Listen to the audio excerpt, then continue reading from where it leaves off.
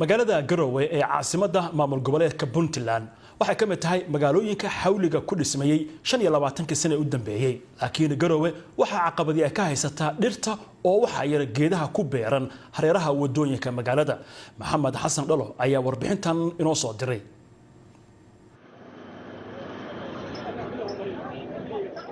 Garowe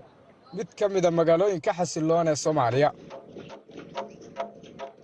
sidan ay u dhismayso sanad walba oo wadooyinka dhexmar u siyaadayaan uma dhirbadna mana hirgelin haday jireen dadaallo lagu cagaarinayay magaalada waxa jira xoolo u badan ari xoolahaas oo dhirta magaalada lagu beero cuna oo u diida inay koraan oo kobcaan caqabada ugu daran waxay tahay dhirta lagu beeray banaanada badanaa waxa beerta dawladda dadkii marka guryahooda ay ku hor yaaleen ayaa waxa laga yaabaa inay geedka inuu baxo iska daayay inay wax taraan inay iyagu ay dhibaato u geystaan saabuun ku shubaan saliid ku shubaan golaha deegaanka magaalada Garowe ee caasimadda Puntland waxa ay sanadkii hore soo saareen xeer mamnuucaya in ari magaaladan dhex joogo xilligaas oo banaanka loo saaray ku dhawaad 5,000 oo neef oo riyow badan si dhirta magaaladu u nabad gasho laakiin dadkii lahaa xoolaha banaanka loo saaray wali ma arkaan isbedel ku yimi caasimadda marka anagu dadkii xoolaha laga qaatay waanu ka mid nahay haddii xoolihiina la ka qaadayna wax dhir oo noo soo baxay iyo wax noo faa'iidoobay midna ma lahan wax si khasaaray iyo wax naga sii dhacay maana wax noo kordhay ma lahan inkastoo xoolihii go'aamadu ka soo baxeen wali dhex yaacayaan magaalada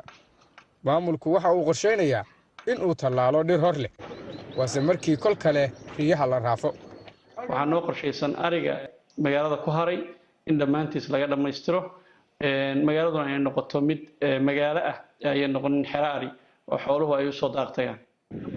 raggani waxa ay ka mid yihiin kooxo u ololaya deegaanka iyagu ma arkaan caqabad loo istaago waxayna gacantooda ku waraabiyaan dhir ay beereen kama daalo jirgaamadu waxay noo saaran yihiin wax weeyaan gaariga gadaalkiisa noo saaran yihiin subaxdiina waxa ku soo qaadnaa biyaha gacantan ku soo qaadnaa galabtiina sidaas la mid aan ugu soo qaadnaa si ay labada xilliba dhirtu ay aminka noogu bulaasho aan ugu helo waxa weeye in dhirta aminka noo kobcdo oo aan magaalada noogu dhigato magaalo cagaaran runtii waxa weeye waxaan rajaynaynaa inaanan ka daalin haddii ilaahay muqorshahan magaaladan dhismaheedu waxa uu ballaartay intii ka damaysay 98 xilligaa oo loo doortay caasimadda Puntland lama soo oga inta ay qaadanayso Garowe cagaaran Maxamed Xasan Dhalo Garowe